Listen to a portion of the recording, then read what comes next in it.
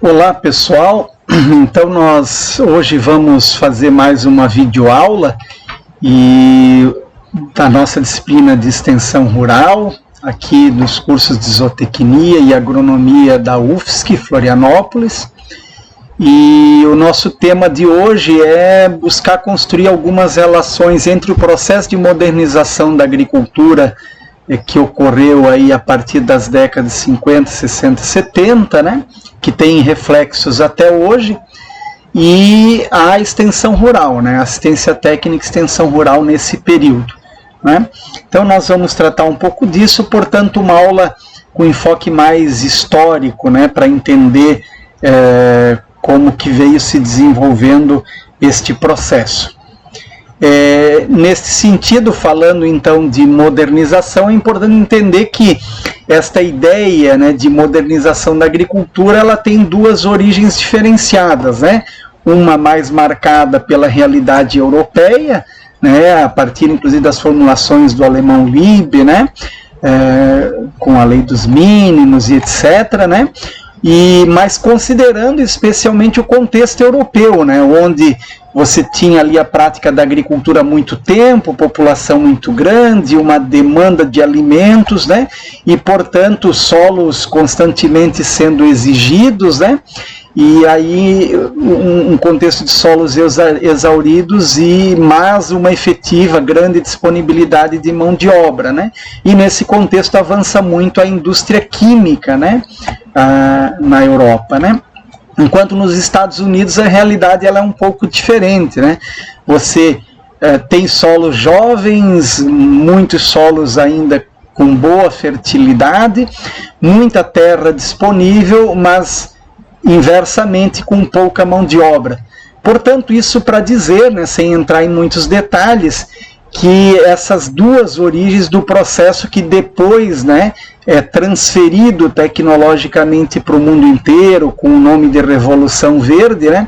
Essa modernização ela tem a origem, então, americana, com uma forte ênfase na questão da mecanização, em função dos motivos já ditos, né?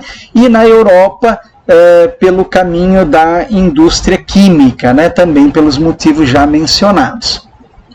Ora, esse processo de modernização, quando ele se torna planetário, né, a partir daquelas duas origens ditas, mas ele é disseminado pelo mundo afora, especialmente pelos Estados Unidos, na sua ideia, né, de promover o desenvolvimento nos demais países do mundo, uma ideia de desenvolvimento à sua imagem e semelhança, né, no sentido de que aqueles elementos que eles consideravam desenvolvidos, eles pretendiam, né, e disseminaram o mundo afora, e os principais componentes desta modernização, né, a partir do que já avançava na Europa, nos Estados Unidos, desde, né, os finais do século XIX e no início do século XX avançou com mais força naquelas duas realidades, e a partir da segunda metade do século XX, então, né, a partir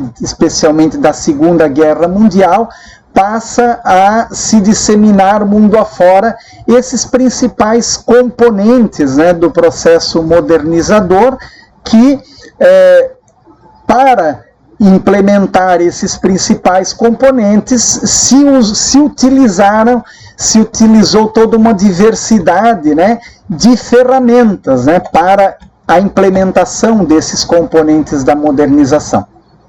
Dentre essas ferramentas está aqui a extensão rural, né? Ou seja, junto com o ensino, né, com a formação de pessoas para este processo, junto com a pesquisa dirigida, né, para a produção de variedades de alta produtividade, enfim, de agrotóxicos e etc., né? Enfim, junto com os demais componentes, né, o crédito para financiar a implantação desses processos, né, a comercialização para viabilizar não apenas a produção, mas a produção tinha que ser comercializada, né? Enfim, essas ferramentas, esses instrumentos aqui em cor destacada, eles foram as principais ferramentas para implantar aqueles principais elementos da modernização.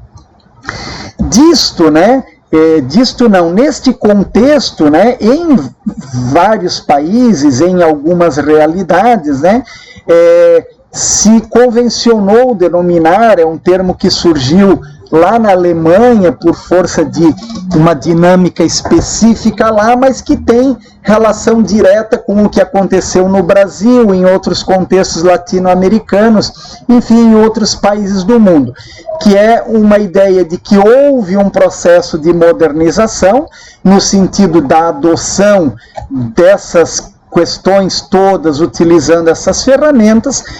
Contudo, este processo de modernização ele se deu, né, modificando, trabalhando e elevando a produção e a produtividade dos cultivos, trabalhando a questão agrícola, mas sem efetivamente promover mudanças estruturais na estrutura agrária, né, na estrutura de distribuição de terra, na organização dos modos de produção, né, em quem controlava, né, as diferentes ferramentas de produção e especialmente a terra como um dos principais fatores, né, de produção. Então, por isso, né, todo um conjunto de estudos convencionou chamar o processo de modernização que aconteceu em diversos países, o Brasil aqui incluído, como uma modernização conservadora, né? Moderniza numa dimensão, conserva outros elementos desta dimensão. Ora, essa modernização, portanto, no caso brasileiro, né, que aqui nos interessa descrever melhor, ela é uma modernização que se inicia a partir dos anos 50, né? Então, no pós-guerra, no caso brasileiro, ela vem na esteira de um projeto nacionalista do Getúlio Vargas, desde antes, né, dos anos 50, onde a marca principal era essa ideia de substituição de importações, né? E esse projeto nacionalista do Getúlio Vargas, ele era muito marcado, né, por um processo de industrialização, né, de que isso não foi só Getúlio Vargas, naquele período histórico se entendia, né, que o desenvolvimento de qualquer país passava necessariamente por um processo de industrialização, né? E nesse sentido, como o Brasil era muito agrícola até então, e havia toda uma agricultura voltada para o mercado interno, para abastecer a população brasileira, mas havia uma agricultura desde aquela época muito forte, que já era uma agricultura exportadora, né, que comercializava as commodities da época, cana-de-açúcar, café e etc., né? Então, essa agricultura que exportava, a ideia fundamental desse projeto nacionalista de industrialização, essa agricultura que exportava, ela iria financiar a importação dos meios, das condições para estruturar a indústria nacional, né? Nesse sentido, constituindo então esse processo denominado de substituição de importações, não é? Ora, nesse contexto, qual é o papel da agricultura? Né? Pensando, né, querendo, né, a transformar de forma tão estrutural um país, né? O Brasil, que era essencialmente agrícola na primeira metade do século XX, né, antes dos 1950, né, e que passa a ser um país industrializado e etc., fortemente urbanizado nos anos recentes, essa mudança estrutural do país, né, muito forte que aconteceu, para ela acontecer, ela tinha que pensar, bom, qual é o papel da agricultura nessa transformação, né? Ora, de maneira geral, naquele contexto, os formuladores de política, aqueles que pensavam o desenvolvimento do país, eles pensaram, né, aqui eu estou obviamente resumindo, grosso modo, em 4 principais papéis a serem desempenhados pela agricultura, né? O primeiro eu já mencionei anteriormente, que era justamente através da exportação de produtos primários, financiar, não é, a importação de meios de produção para estruturar a indústria nacional e etc. e tal, né? Outro papel fundamental seria produzir a matéria-prima para a indústria, né? Mas que matéria-prima para qual indústria, né? Então, por exemplo, produzir a cana para a indústria de cana-de-açúcar, depois de etanol e assim por diante, né? Produzir o café não apenas para exportação do café em grão, mas também para uma indústria que se gerasse de produção de café e assim por diante, né? E assim segue, né? Produzir pequenos animais, frangos, suínos para uma indústria ainda nascente naquela época, né? De transformação, de abate, transformação de frango, suíno, enfim, de pequenos animais, né? Outro papel fundamental, né, seria, né, alimentar a população urbana, né? Então essa agricultura continuaria com essa função, mas é importante que se diga neste caso, né, que naquele processo de industrialização que estava previsto, havia também já uma percepção de que necessariamente deveria haver um forte deslocamento populacional das áreas rurais para as áreas urbanas, o que de fato ocorreu, né? Ocorreu um forte êxodo rural, né? Gerando o que alguns autores chamam de um exército industrial de reserva, né? Ou seja, uma população urbana que estava disponível para o trabalho nas indústrias nascentes no país e etc., né? E nesse sentido a agricultura teria um papel central de alimentar esta população urbana, né? E por fim, um último papel que eu resumi aqui, né, como fundamental a partir dos diversos estudos daquela época, né, da segunda metade do século XX, as primeiras 3 décadas especialmente, né, a agricultura estava também reservada a ela o consumo de bens industriais. Afinal, de quais bens industriais? Então aqui na foto está um exemplo, né? Ou seja, a ideia, e de fato ocorreu, né, é de que diversas outras indústrias, por exemplo, de produção de maquinários agrícolas, né, se instalassem no país e que a agricultura passasse a ser também não apenas uma fornecedora de alimento e de mão de obra, mas também uma consumidora de bens industriais, né? Isso entra naquilo que a gente inclusive já dialogou anteriormente na própria disciplina, aquela ideia que o Tiner colocava lá, né, no início da década de 50, né, dizendo que um dos papéis da extensão rural seria elevar os níveis de necessidade dos agricultores, né, no sentido que eles quisessem consumir mais no mercado, né? Assim incluindo eles no mercado e ampliando um processo de mercantilização, né?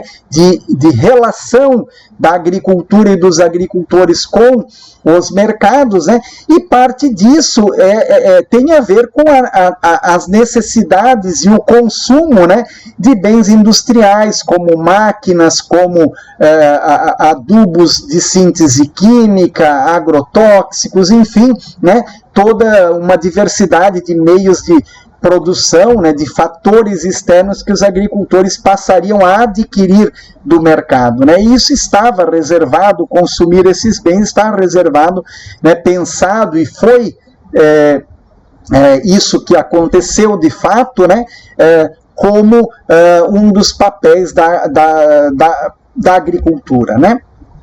Ora, nesse processo todo, né, que se desenvolveu por décadas, não é algo que estava tão desenhado, estruturado como eu estou descrevendo agora, né, muito disso a gente consegue ver de forma mais elaborada agora, mesmo que autores daquela época já mostrassem que esse conjunto combinado estava acontecendo. Então não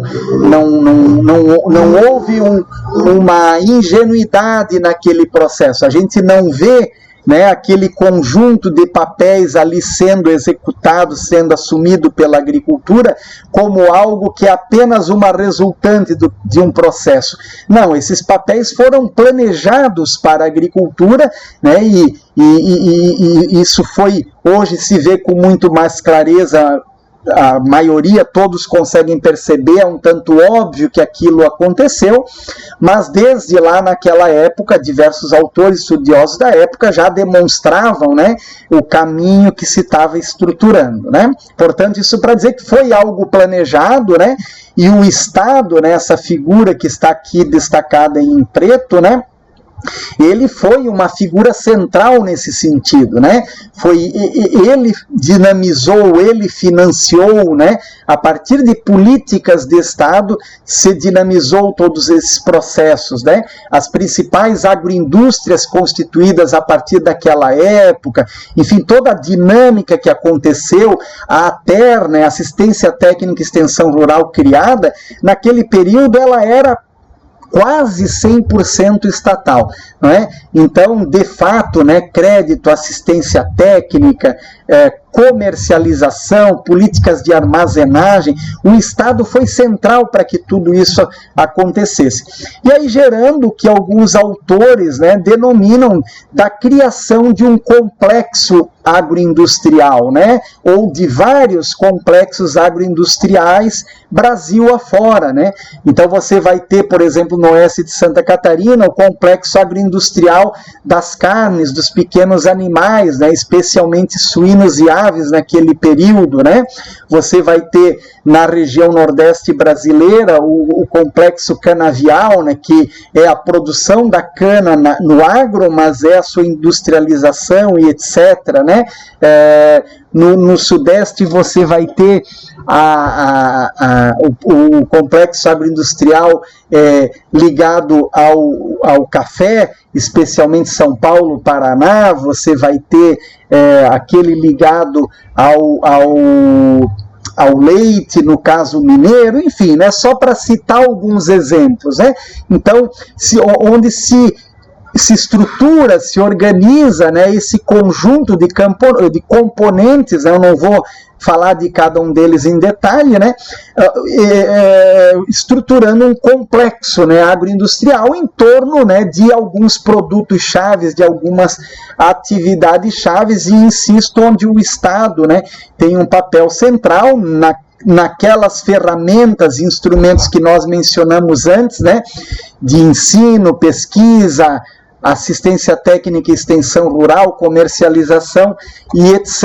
E aí a nossa extensão rural, né, que é o tema aqui, ela entrando como um fator central para disseminar esses processos todos nos territórios rurais, né? Ora, esse processo de modernização, que tipo de impactos ele produziu? Então são coisas que a gente vai poder estar discutindo mais adiante, em outros momentos, né?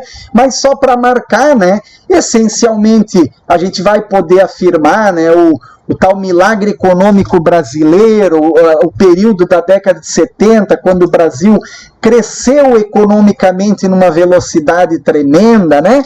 Isso está ligado a esse processo que a gente acabou de descrever. Então a gente não pode fazer uma leitura enviesada da realidade, né? E supor que, no sentido geral do país, né, os impactos econômicos não tenham sido, de maneira geral, positivos, né? É importante considerar, do outro lado, que se a gente olhar para grupos sociais, para agricultores, especialmente os pequenos, etc., para eles, os impactos, muitos agricultores, muitos grupos sociais não sentiram de forma direta estes impactos econômicos. Mas quando a gente olha para o país, né, enquanto elevação, né, da sua capacidade econômica, do seu poderio econômico, a gente vai sim concluir que os impactos foram, de maneira geral, positivos. Contudo, né, estes impactos econômicos positivos, eles geraram, especialmente naquele período, impactos ambientais e sociais negativos muito fortes, né? Impactos sociais negativos ligados, por exemplo, ao tema do êxodo rural, né? Famílias inteiras migrando, né, dos territórios rurais para as áreas urbanas, porque perderam a sua terra em função de que pegaram crédito, não conseguiram pagar aquele crédito, né, não tinham habilidade da lida com os bancos e etc. E a gente sabe que os bancos, desde sempre até hoje, não carregam, né, uma característica de serem gentis, né, de estarem preocupados efetivamente com a sua clientela, né, na medida em que a pessoa não pagou, né, aquilo que ela pegou como financiamento, os bancos, eles vão cobrar este financiamento, e este foi um processo muito forte que aconteceu naquele período, gerando a perda, né, da terra por muitas, milhares, dezenas de milhares de famílias, né, em todo o país. Aqui no Sul isso foi muito evidente, né?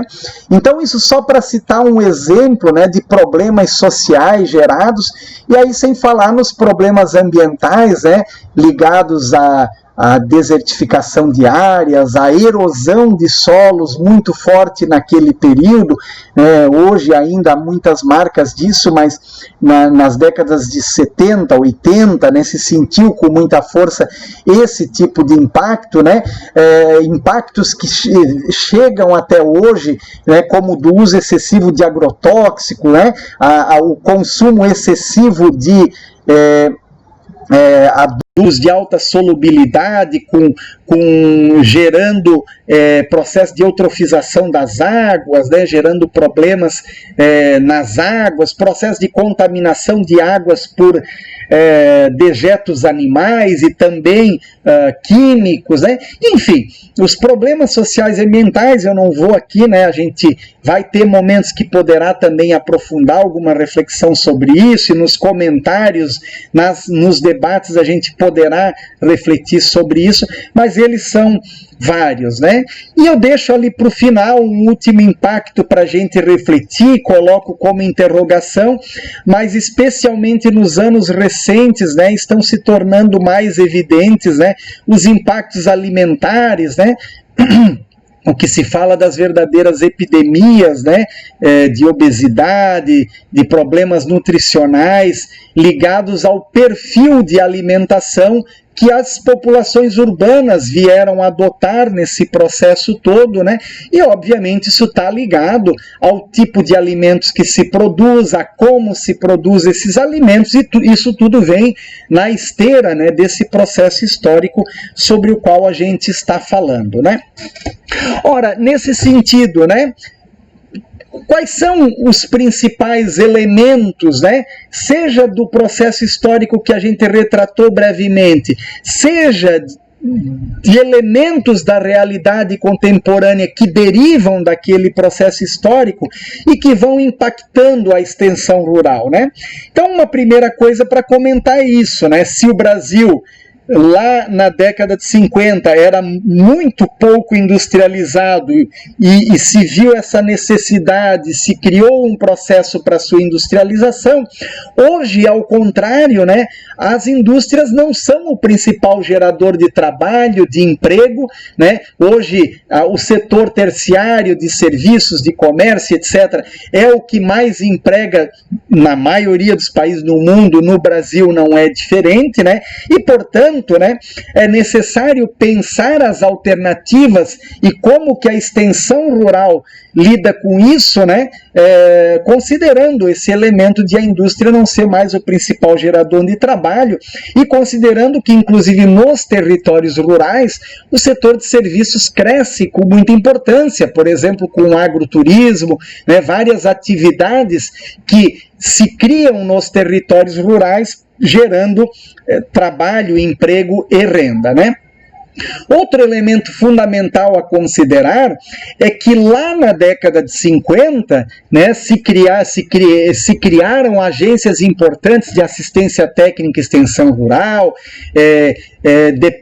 depois também de pesquisa, enfim, de ensino, né? A gente pensar a Embrater, a Embrapa, várias agências de pesquisa, né, e extensão para pensar, não é, esse processo técnico-científico envolvido com a transformação do agro brasileiro, né, e foram criados naquela época, né, e naquela época a extensão, portanto, ela fazia um trabalho muito a partir, né, como a gente já viu em aula anterior, né, muito a partir daquelas agências de pesquisa, dos centros de pesquisa, de ensino, das universidades, etc., e se difundia um conhecimento para os agricultores, para as realidades rurais, né? Isso mudou fortemente, né? Tanto lá os agricultores já produziam conhecimentos importantes e aquelas agências, universidades, centros de pesquisa não souberam reconhecer aquele conhecimento que os agricultores já tinham, né? Mas tanto hoje, né, esse conhecimento ele está muito mais disseminado, porque as empresas, as cooperativas, os agricultores, além das empresas de extensão, os canais rurais, o YouTube, as diversas formas de disseminação e de troca de conhecimento, né, são novidades, né, que obrigam a extensão rural a se repensar, não é? Obviamente, a percepção de que nós vivemos um momento de crise ambiental global, a questão do aquecimento global, as diversas outras questões ligadas, né, às problemáticas ambientais, de desmatamento, de contaminação de águas, de agrotóxicos, né, isso gera toda uma pressão por práticas sustentáveis, e isso obriga a um repensar da extensão rural também, né?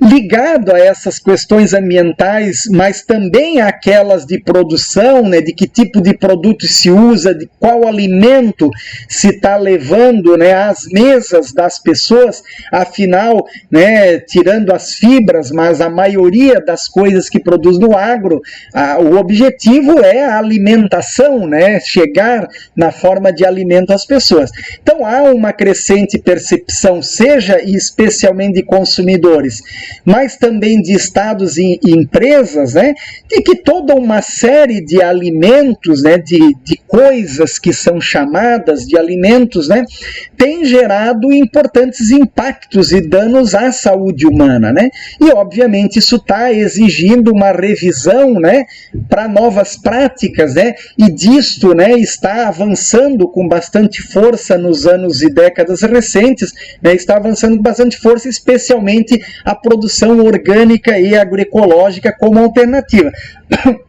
E é óbvio, é certo, né, que isso coloca exigências, né, isso coloca a necessidade de uma nova visão também para a extensão rural, né. Outra coisa fundamental, né, de entender, e no caso brasileiro isso é chave, o Censo Agropecuário de 2017, ele nos mostra isso, né, que a maioria dos estabelecimentos brasileiros, né, mais de 80%, em torno de 90%, eles são pequenos, né, e dentre os quais, né, e aliás não só os pequenos, né, em torno de 40% dos estabelecimentos agropecuários brasileiros produzem tendo como principal finalidade o autoabastecimento da família, o consumo daqueles alimentos pela família. Observem, 40% dos estabelecimentos, né?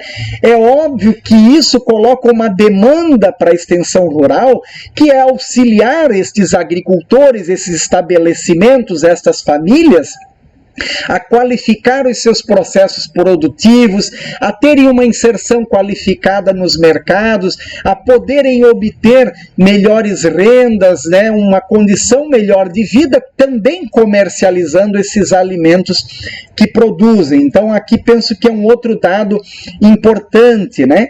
E um outro elemento, né, do ponto de vista dos mercados, a gente vê dois movimentos paralelos acontecendo no que se refere ao mercado agroalimentar, né? Que é, de um lado, uma forte concentração de mercados. Então, no que se refere às commodities, né? Pensando, vamos citar como exemplo aqui, soja, milho, né? As grandes commodities transacionadas no mercado internacional, né? Há um forte processo de concentração, né? Verdadeiras corporações, poucas empresas, corporações internacionais, cada vez concentrando mais este mercado. Então esse processo de concentração ele acontece. Entretanto, paralelamente, há um crescente processo de segmentação dos mercados alimentares, né? Especialmente em função da demanda segmentada dos consumidores. Cada vez mais grupos de consumidores, né? Veganos, demandantes de orgânicos, disto, daquilo, né? Procurando produtos do território, sem agrotóxico, sem componentes animais, enfim, né? Todo um processo de segmentação, né, que, paralelamente àquele da concentração, vem transformando os mercados agroalimentares.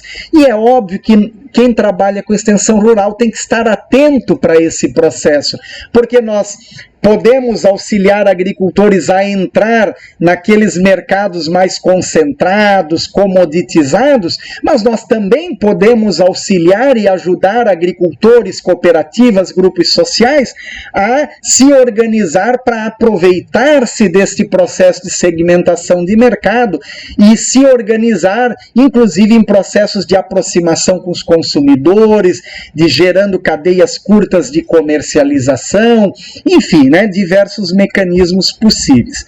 E por fim, né, para a gente finalizar então essa reflexão de hoje, né, dizer que a gente não perca de vista, quando vai pensar em extensão rural, que uma coisa eram aqueles territórios rurais lá da década de 50, quando Timmer trouxe o seu livro, né, sobre extensão agrícola, ou como se pensava a extensão agrícola e rural a partir dali no processo de modernização das décadas de 50, 60, 70, 80, né? Ou como alguns ainda de maneira um pouco cega pensam hoje, né? Entretanto, é importante entender que os territórios rurais mudaram muito, né?